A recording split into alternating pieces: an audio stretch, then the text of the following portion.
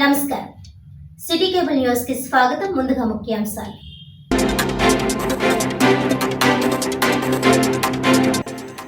నా మొక్క నా శ్వాస కార్యక్రమం ద్వారా పట్టణాన్ని నందనవనంగా మార్చి అనారోగ్యాలు తొలగించుకోవాలి. పీఠాపురం విశ్వ విజ్ఞాన విద్య ఆధ్యాత్మిక పీఠాధిపతి డాక్టర్ ఉమర్ అలీ షా పిలుపు.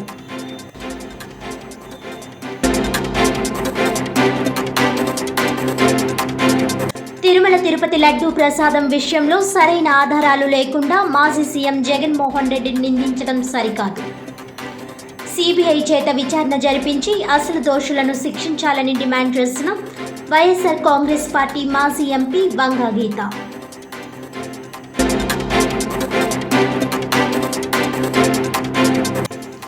కొత్తపల్లి మండల గ్రామాల రైతుల నుండి సెస్ ద్వారా సేకరించిన సుమారు 10,500 ఎకరాల భూమిలో పరిశ్రమలు స్థాపించకుండా రైతులను దగా చేశారు.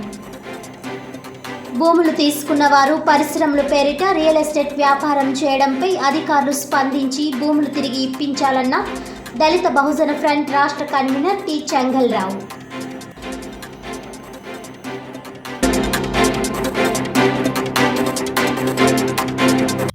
డీటెయిల్స్ చూస్తే కొత్తపల్లి మండలం పొన్నాడ, మూలపేట, రమణకపేట, శ్రీరాంపురం గ్రామాల రైతుల నుండి సేకరించిన సుమారు 10,500 ఎకరాల భూమిలో పరిశ్రమలు స్థాపించకుండా రియల్ ఎస్టేట్ వ్యాపారం చేయడం రైతులను దగా చేయడమేనని దళిత బహుజన ఫ్రంట్ రాష్ట్ర కన్వీనర్ టి చెంగల్రావు ఆరోపించారు. ఈ సందర్భంగా ఆయన మీడియాతో మాట్లాడుతూ గత 2005 వైఎస్ రాజశేఖర్ రెడ్డి కాంగ్రెస్ ప్రభుత్వం అధికారంలో ఉండగా ప్రత్యేక ఆర్థిక మండళ్లు ఏర్పాటు చేసి తద్వారా పారిశ్రామిక కేంద్రాలుగా తీర్చిదిద్ది స్థానిక యువతకు ఉపాధి కల్పించి తీర ప్రాంత ప్రజల జీవన ప్రమాణాలు మెరుగుపరుస్తామని హామీలు ఇచ్చి దాదాపు 20 సంవత్సరాలు కావస్తున్నా ఎటువంటి పరిశ్రమలు స్థాపించకుండా రైతుల దగ్గర నుంచి తీసుకున్న భూములు చేతులు మార్చుకుంటూ రియల్ ఎస్టేట్ వ్యాపారాలు చేస్తున్నారని ధ్వజమెత్తారు. స్వచ్ఛందంగా భూములు ఇచ్చిన వారికి 3 లక్షల రూపాయలు చొప్పున ప్రభుత్వం బలవంతంగా తీసుకుంటే 1,50,000 మాత్రమే ఇవ్వడం జరుగుతుందని భయపెట్టి భూములను లాక్కున్నారని తెలిపారు. ముందుగా భూములు ఇచ్చిన వారికి కేవలం 3 లక్షలు చెల్లించి తిరిగి 2015వ సంవత్సరంలో మరో 2 లక్షలు ఇవ్వడం జరిగిందని, అలాగే భవిష్యత్తులో సేకరించే భూములకు చెల్లించే పెంపుదలను అమలు చేస్తామని చెప్పి కొత్తగా సేకరించిన భూములకు 9 లక్షలు చెల్లించడం జరిగిందని తెలిపారు. భూములను కోల్పోయి కూలీలుగా మారిన బాధిత రైతులను ఆదుకునేందుకు ప్రతి రైతు కుటుంబానికి ఎకరానికి 2 సెంట్లు చొప్పున ఇంటి స్థలం కేటాయించాలని, తీసుకున్న భూమికి ప్రతి ఎకరాకు అదనపు నష్టపరిహారం క్రింద 10 లక్షల రూపాయలు చెల్లించాలని, అలాగే కుటుంబంలో ఒకరికి తక్షణమే ఉద్యోగం ఉపాధి కల్పించాలని, లేని పక్షంలో నిరుద్యోగ భృతి నెలకు 15,000 రూపాయలు అందజేయాలని డిమాండ్ చేశారు. ఈ కార్యక్రమంలో పెద్ద సంఖ్యలో రైతులు పాల్గొన్నారు. సార్, మాది పొన్నాడ గ్రామ పంచాయతీ కొత్తపల్లి మండలం. మేము రైతుల బాధ్యతలు మేమందరూ కూడా అయితే వేళ కలెక్టర్ గారిని కలవడానికి వచ్చాం. మాకు సుమారుగా 20 సంవత్సరాల నుంచి భూమి తీసుకొని మాకు ఏ ఫ్యాక్టరీ కట్టకుండా మమ్మల్ని ఇబ్బంది పెట్టారు. మాకు జాబ్ కార్డులు కూడా ఇచ్చారు. ఈ జాబ్ కార్డులకు మాకు ఉద్యోగాలు ఇస్తానని, ప్రతి కుటుంబానికి ఒక ఉద్యోగం ఇస్తానని జాబ్ కార్డులు ఇవ్వడం జరిగింది. కానీ ఇంతవరకు ఏ జాబ్ కార్డు ఇవ్వలేదు, కంపెనీలో కూడా ఏ ఫ్యాక్టరీ కట్టలేదు. కానీ వాళ్ళు ఏం చేస్తున్నారంటే మా దగ్గర తీసుకున్న భూములకి రియల్ ఎస్టేట్ వ్యాపారం చేస్తున్నారు. ఇల్లు కట్టుకోవడానికి అమ్ముతున్నారు. వీళ్ళు ప్రైవేట్గా కంపెనీలు కట్టుకొని వీళ్ళకి ఈ జాబ్ కార్డులు ఇచ్చి మాకు ఇళ్ళ స్థలాలకు అమ్ముకుంటున్నారు.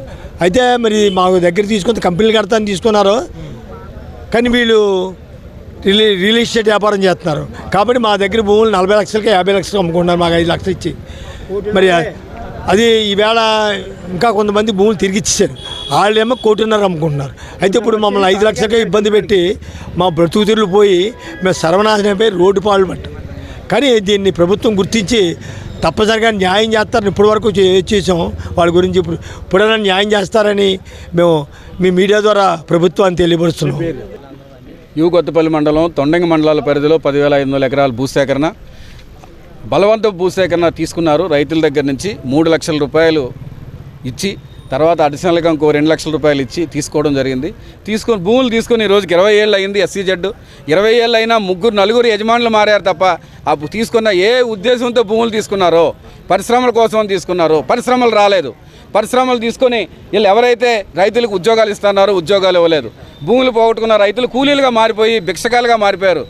ఆ ప్రాంతంలో ఉన్న కూలీలు వలస కూలీలుగా మారి దూర ప్రాంతాలకు పోవడం జరిగింది.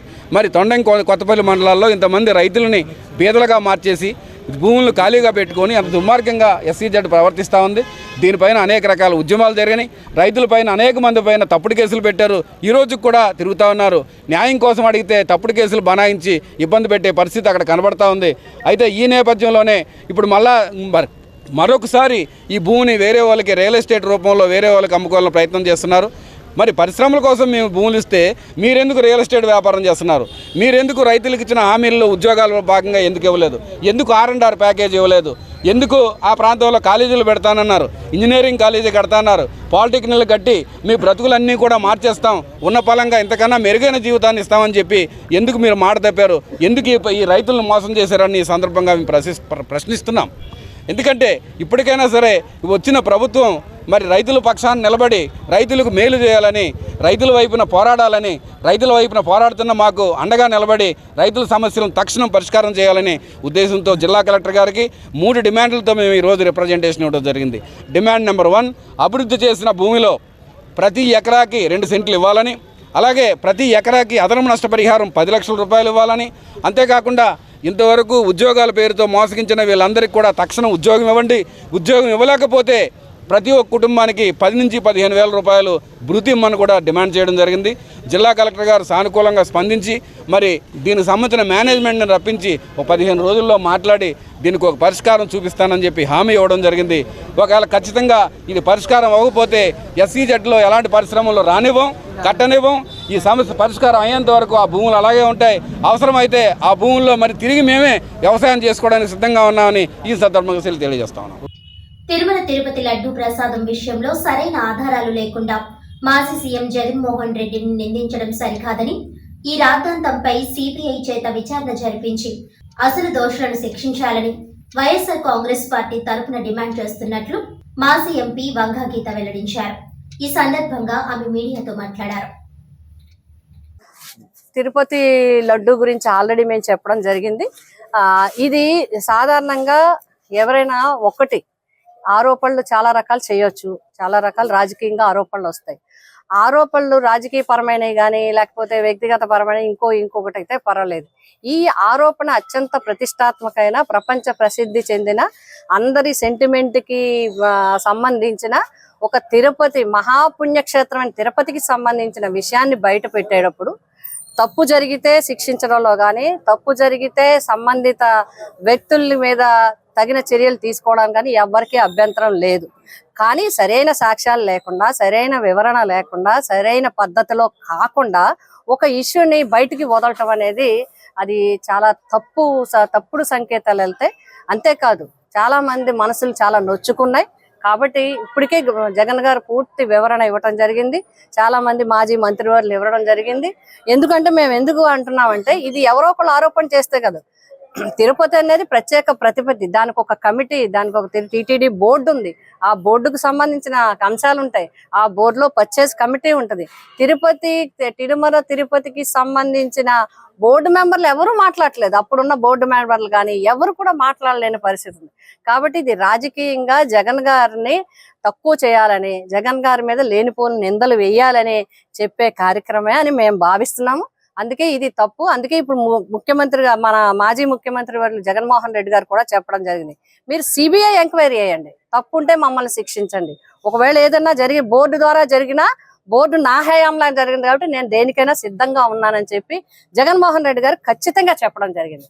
కాబట్టి నిజానిజాలు ఇప్పటికైనా తేలాలి. ఆ వెంకటేశ్వర స్వామి తేల్చడం అని దేవుడి మీద వదిలేయడం కాదు, ఖచ్చితంగా చేయాలి. ఏదో నామకహ కమిటీలు వేసి కాదు, నిజంగా సిట్టింగ్ జడ్జితో గానీ సిబిఐ ఎంక్వైరీ గానీ వేసి నిజాలు తేల్చాలనే మేము ప్రజల తరపున, భక్తుల తరపున, హిందువుల తరపున, వెంకటేశ్వర స్వామిని నమ్మే వాళ్ళ తరపున మేమందరం కూడా కోరుతున్నాం.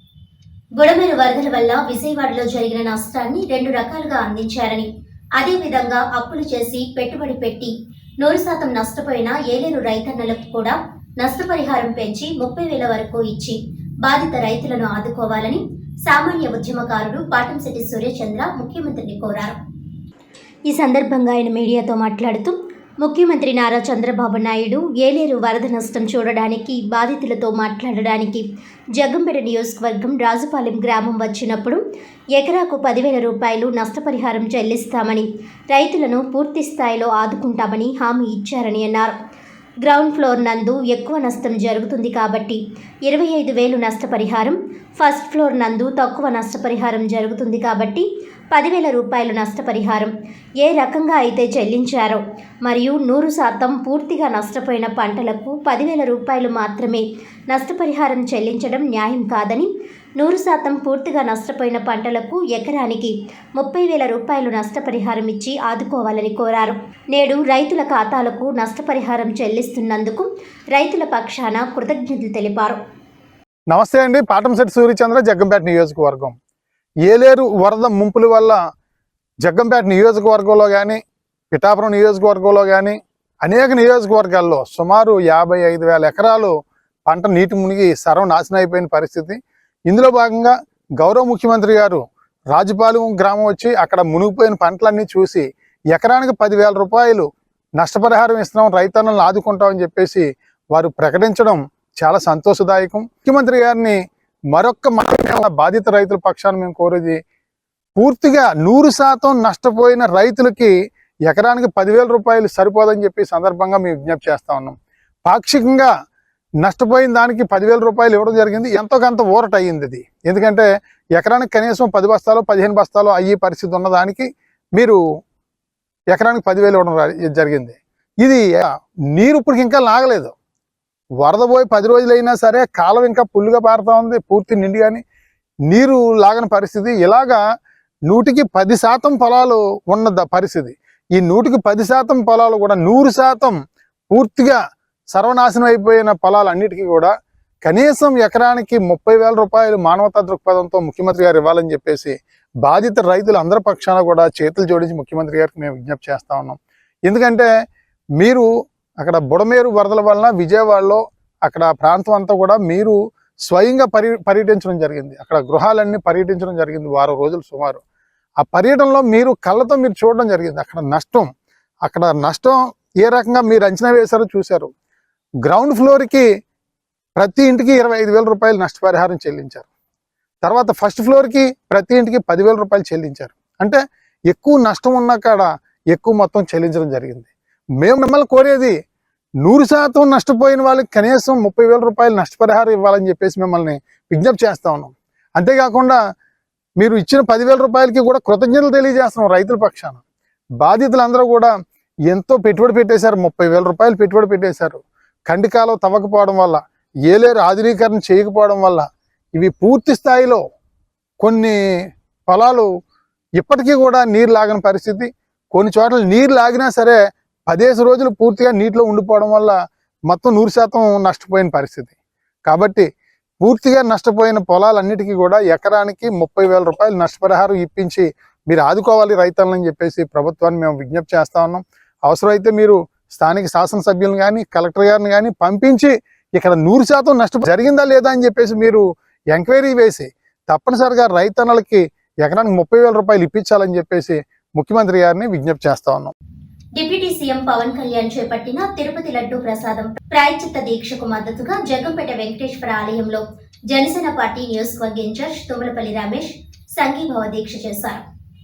వెంకటేశ్వర స్వామి ఆలయంలో 108 కొబ్బరికాయలు కొట్టి లలిత పారాయణం పాటించి ప్రత్యేక పూజలు నిర్వహించారు. ఈ సందర్భంగా తుమ్మలపల్లి రమేష్ మాట్లాడుతూ లడ్డూ ప్రసాదం అపవిత్రం చేసిన అప్పటి వైసీపీ ప్రభుత్వంపై పూర్తి స్థాయిలో దర్యాప్తు చేసి కఠిన చర్యలు తీసుకోవాలని కోరారు. తిరుమల వెంకటేశ్వర స్వామి లడ్డూ ప్రసాదంలో నాటి పాలకులు చేసిన తప్పిదాన్ని మన్నించి ప్రజలందరినీ సుఖశాంతులతో కరుణించాలని అన్నారు. ఈ కార్యక్రమంలో సూరంపాలెం బాలు, కుంచేకోటి, ఉలిసి ఐరాజు, మాధారపు వీరబాబు, మరిసె రామకృష్ణ, తామరాడ ఎంపీటీసీ గోకెడ రాసం, రామవరం ఎంపీటీసీ దొడ్డ శ్రీను, మొగలి గంగాధర్, గండేపల్లి దీపు, రామ్ రెడ్డి, సింహాద్రిపురం బాబ్జీ, గంధం శ్రీను, నాగు, జనసేన నాయకులు పాల్గొన్నారు.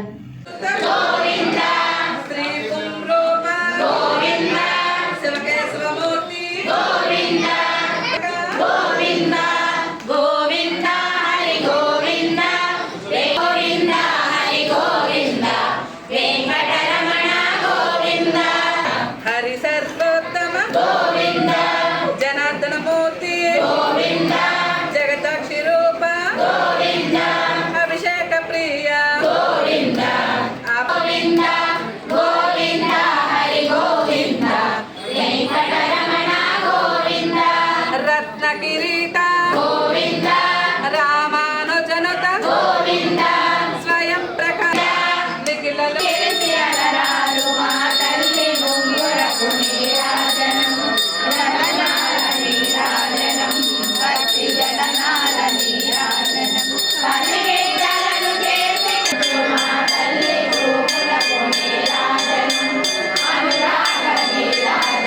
అందరికీ నమస్కారం అండి. శ్రీమాత్రే నమః. ఈరోజు మన హిందూ ధర్మం పరిస్థితి ఈరోజు జగన్మోహన్ రెడ్డి గారు లాంటి వాళ్ళ వల్ల హిందూ మతానికి ఒక మచ్చ వచ్చేలాగా, హిందూ మతం తిరుపతి దేవస్థానానికి ఒక మచ్చ వచ్చేలాగా మన జగన్మోహన్ రెడ్డి గారు చేయడంలో దీని వెనకాల ఏమన్నా కుట్ర ఉందా అన్న ఉద్దేశంలో కూడా మన హిందూ ధర్మం ఆలోచించుకోవాల్సిన పరిస్థితి ఉంది. ఈరోజు మా పవన్ కళ్యాణ్ గారు ఈ కార్యక్రమం మీద దీక్ష తీసుకోవడం జరిగింది. ఆయన దీక్షకి మద్దతుగా మా జగ్గంపేట నియోజకవర్గంలో మేము అప్పుడే గత 3 రోజుల నుంచి కూడా అన్ని దేవాలయాల్లో కూడా సంప్రోక్షణ చేయడం జరుగుతుంది. ప్రతి గ్రామంలో కూడా 108 కొబ్బరికాయలు కొట్టడం, లలితా పారాయణాలు చేయడం, కుంకుమ పూజలు చేయడం, అలాగే అనేక రకాల పూజా కార్యక్రమాలు చేసి హిందూ ధర్మాన్ని కాపాడుకోవడం గురించి మా నాయకుడు పవన్ కళ్యాణ్ గారు చేసే దీక్షకి మద్దతుగా ఉండాలని కూడా ప్రతి గ్రామంలో కూడా ఆయనకి మద్దతుగా దీక్షలు చేయడం జరుగుతుంది. ఇది ఒకసారి మనం ఆలోచించుకోవాలి, ప్రతి హిందువు కూడా ఆలోచించుకోవాలి. ఎందుకంటే హిందూ ధర్మం ఏం చెప్తుందంటే ప్రతి క్రిస్టియానిటీ కానీ ముస్లిం కానీ అందరూ సమానమే, అందరినీ గౌరవించండి అని చెప్పి ఏకైక మతం హిందూ ధర్మం. ఏకైక ధర్మం హిందూ మతమే. మన యేసుప్రభుని దండం పెట్టుకోండి, అల్లాని దండం పెట్టుకోండి, కృష్ణుని దండం పెట్టుకోండి, రాముని దండం పెట్టుకోండి అని చెప్పి మతం ఏదన్నా మన ప్రపంచంలో ఉందంటే హిందూ ధర్మం ఒకటే ఉంది. కాబట్టి ఇది ఒకసారి ప్రజలందరూ కూడా ఆలోచించుకుని మన ధర్మాన్ని కూడా మనం కాపాడుకునే పరిస్థితుల్లో ఈరోజు ఉన్నాం. ప్రతి హిందువు కూడా ఈరోజు, ఎందుకంటే ఇది మేము రోడ్డెక్కి దీక్షలు చేయగలం, రోడ్డెక్కి రాస్తారోకోలు చేయగలం, జగన్మోహన్ రెడ్డి గారిని అరెస్ట్ చేయండి అని చెప్పి రోడ్డెక్కి ప్రతి హిందూ చాలా ఇదిగా దాన్ని ఖండించి రోడ్డెక్కాళ్ళు. కానీ పవన్ కళ్యాణ్ గారు ఏం చెప్పాడంటే ఆయన గుడుల్లో దీక్షలు చేయండి, గుడుల్లో పూజలు చేయండి, మన గుడుల్ని మనం కాపాడుకునే విధంగా మన హిందూ ధర్మాన్ని రక్షించుకోండి, అంతేగాని ఇలాగ రోడ్డు ఎక్కి దీక్షలు చేయొద్దని చెప్పడంతో మా హిందూ సమాజం కానీ ఈరోజు మా జగ్గంపేటలో ఉన్న మా జన సైనికులు, మా మండల నాయకులు అందరూ కూడా ఈరోజు ప్రతి గ్రామంలో కూడా ఈ దీక్షలు చేయడం జరుగుతుంది. పొద్దునుంచి కూడా ఈరోజు ఇక్కడ 108 కొబ్బరికాయలు కొట్టి 108 మందితో లలిత పారాయణం అవి చేయించి అలాగే మేమందరం కూడా దీక్షలో కూర్చో. రాష్ట్ర సివిల్ సప్లై కార్పొరేషన్ చైర్మన్ గా నియమితులైన తోట సుధీర్ ను సీనియర్ జర్నలిస్ట్ జనసేన చిన్నబాబు మర్యాదపూర్వకంగా కలిసి శుభాకాంక్షలు తెలియజేశారు. ఈ సందర్భంగా ఆయన మాట్లాడుతూ పవన్ కళ్యాణ్ ఆలోచన విధానం, భావజాలం, సేవాగుణం మెచ్చి జనసేన పార్టీలో చేరి అనేక రకాలుగా పార్టీకి సేవలు అందించిన తోట సుధీర్ను గుర్తించి ఆయన నీతి నిజాయితీని మెచ్చి ఈరోజు ప్రతిష్టాత్మకమైన రాష్ట్ర సివిల్ సప్లై కార్పొరేషన్ చైర్మన్గా నియమించడం ఒక శుభ పరిణామమని అన్నారు. గత ప్రభుత్వంలో సివిల్ సప్లైలో జరిగిన అనేక అక్రమాలను రాష్ట్ర ఉప ముఖ్యమంత్రి పవన్ కళ్యాణ్, మంత్రి నాదెండ్ల మనోహర్ పట్టుదలతో బయటకు తీసుకుని వచ్చి తగిన విచారణ చేస్తున్న సందర్భంలో తోట సుధీర్ లాంటి మచ్చలేని నాయకునికి ఆ శాఖ చైర్మన్ పదవి ఇవ్వడం పట్ల మాకు ఆనందంగా ఉందని అన్నారు. ఆ పదవిని ఎంతో బాధ్యతగా సమర్థవంతంగా నిర్వహించగల సత్తా తోట సుధీర్కు ఉందని భావిస్తున్నానని అన్నారు. ఈ సందర్భంగా మా జిల్లాకు ఇంత మంచి అవకాశం కల్పించిన కూటమి అధినేత ముఖ్యమంత్రి నారా చంద్రబాబు నాయుడుకి, ఉప ముఖ్యమంత్రి పవన్ కళ్యాణ్కు నా ప్రత్యేక కృతజ్ఞత తెలియజేస్తున్నానని జనసేన చిన్నబాబు అన్నారు. అలాగే నూతనంగా నియమించబడిన చైర్మన్తో పాటు మిగిలిన డైరెక్టర్లు అందరికీ కూడా అభినందనలు తెలిపారు. ఈ కార్యక్రమంలో జనసేన వీర మహిళ రాష్ట్ర సివిల్ సప్లై కార్పొరేషన్ డైరెక్టర్ శ్రీమతి కడలి ఈశ్వరి, సీనియర్ జర్నలిస్టులు బిందాని సురేష్, సూర్యప్రకాష్, కడలి శివ, చరణ్ చైతన్య, కిరణ్ కుమార్ తదితరులు పాల్గొన్నారు. ఈరోజు సుధీర్ గారు మా కళ్యాణ్ కలవడానికి రావడం చాలా సంతోషంగా ఉంది. మాకు సివిల్ సప్లైస్ డైరెక్టర్గా ఇచ్చారు, నాకు సుధీర్ గారు దానికి చైర్మన్గా ఇచ్చారు. మా మినిస్టర్ గారు నాదెండ్ల మనోహర్ గారికి ప్రత్యేక ధన్యవాదాలు తెలుపుకుంటున్నామండి. అలాగే కూటమి అధినాయకుడు చంద్రబాబు నాయుడు గారికి, మా డిప్యూటీ సీఎం గారు అయిన పవన్ కళ్యాణ్ గారికి ధన్యవాదాలు తెలుపుకుంటూ ఇంత మంచి టీంని ఏర్పాటు చేసి మాకు ఇచ్చినందుకు ప్రత్యేక ధన్యవాదాలు తెలుపుకుంటున్నామండి. సుధీర్ గారు మాకు బాగా పరిచయం. ఆయన చాలా సౌమ్యులు. అటువంటి వారితో కలిసి పనిచేయటం అదృష్టంగా భావిస్తూ ఆయన ఆశయ సాధన కార్యదీక్ష ఏదైతే ఉన్నాయో అవన్నీ కూడా పుణుకుపుచ్చుకున్న తోట సుధీర్ గారు, మా అక్కయ్య గారు కరళేశ్వరి గారికి ఈరోజు ఈ పదవులు దక్కడం చాలా ఆనందం. నీతికి నిజాయితీకి మరో పేరు ఏ పచ్చలేని మన సుధీర్ గారికి ఈ సందర్భంగా శుభాకాంక్షలు చెప్తున్నాం. అలాగే వీరికి ఇచ్చిన ఈ యొక్క అవకాశాన్ని ప్రజలకి, పార్టీకి మంచి పేరు తెచ్చేలాగా మీరు ఆ పదవులు నిర్వహించాలని కోరుకుంటున్నాం.